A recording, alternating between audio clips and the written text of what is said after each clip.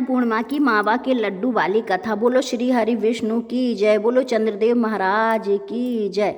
पुराने समय की बात है। श्री नारद मुनि नारायण नारायण कहते हुए विष्णु लोक पहुंचे और विष्णु भगवान की स्तुति वंदना भक्ति भाव और पूर्ण से करने लगे। तब भगवान विष्णु प्रकट हुए और बोले, हे मुनिश्रेष्ठ, कैसे याद किया? हे प्रभु, आप तो अंतर्यामी हैं, हम क्या चाहते हैं आप तो जानते हैं। प्रभु मुस्कुराए, हे मुनिश्रेष्ठ, आप वर्णित करें।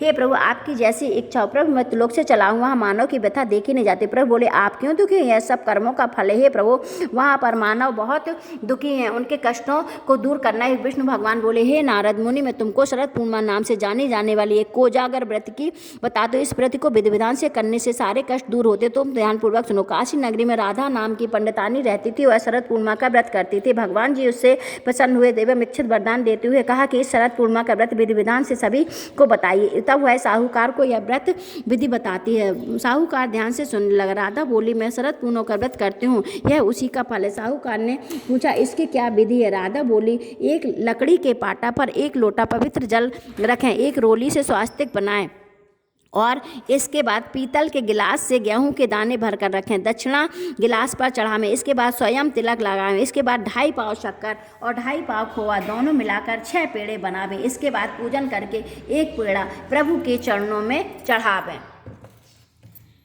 एक पेड़ा प्रभु के चरणों में चढ़ावें और दूसरा पेड़ा स्वयं पतिदेव ग्रहण करें। तीसरा पेड़ा मान दान को दें, जैसे भांजा ननद आदि को दें। चौथा पेड़ा अपनी सहेली से बदलें ये और 5वां पेड़ा मंदिर में चढ़ाएं। एक पेड़े के 6 भाग करें और उसमें से एक तुलसी जी को चढ़ावें, एक गौ माता को खिलावें, एक अहीर को देवें, एक गर्भवती स्त्री को देवें, एक कुंवारी कन्या को। इस प्रकार 6 पेड़ा वितरित करें। लोटे में रखे जल को चंद्रोदय के समय चंद्रमा को चढ़ावें। घर जाकर साहूकार ने पत्नी को व्रत करने के लिए, जब उसकी पत्नी ने व्रत की पूजा विधि तो व्रत बताने लगी। साहूकार की पत्नी व्रत सूख गया। इसका फल यह मिला कि साहूकार के यहाँ 2 कन्याओं का जन्म हुआ। बड़ी का नाम पूनम और छोटी का नाम चंद्रमुखी। दोनों पूजन कार्य में रुकी रखती थी।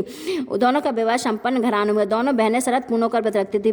पूनम विधि विधान से व्रत करती तथा सुंदर संतान के प्राप्त। इसके विपरीत चंद्रमुखी अधूरा व्रत करती थी, जिसके कारण यह फल हुआ कि उसके पुत्र कुछ दिन बाद जीवित रहकर स्वर्ग को। इसका कारण चंद्रमुखी दुखी रहती थी। आखिर एक दिन चंद्रमुखी एक ज्योतिषी के पास गई और ज्योतिषी ने बताया कि तुम अधूरा व्रत रखती हो, अतः तुम अपनी बड़ी बहन पूनम से व्रत का विधि विधान पूछकर व्रत रखो, क्योंकि पूनम विधि विधान से पूजा करती है श्रद्धा के साथ। इस तरह प्रत्येक शरद पूर्णिमा आई चंद्रमुखी ने फिर अधूरा व्रत किया तो उसका पुत्र मृत्यु को प्राप्त हुआ, लेकिन चंद्रमुखी अपने मृत पुत्र को पटा पर लिटा दिया। और जब वह पूजा करती संयोग से उसकी बड़ी बहन उस दिन पूनम घर आई। उसने तुरंत प्रभु का नाम लेकर मृत बालक के सर पर हाथ फेरा तो वह जीवित हो चुका। उसने उसको पूनम शरद पूनम के व्रत का महत्व समझ गया। उसने तुरंत प्रभु से क्षमा मांगी, बारंबार प्रभु के चरण स्पर्श किए और कहा, हे ऐसी भूल अब कभी न होगी। साथ ही पड़ोस में सगे संबंधी को व्रत बताने की सलाह दी। व्रत का विस्तार किया। अतः इस व्रत को करने से प्रत्येक स्त्री की पुरुष की सभी मनोकामनाएं पूर्ण होती। जय लक्ष्मी नारायण, जय हो चंद्रदेव भगवान, जय।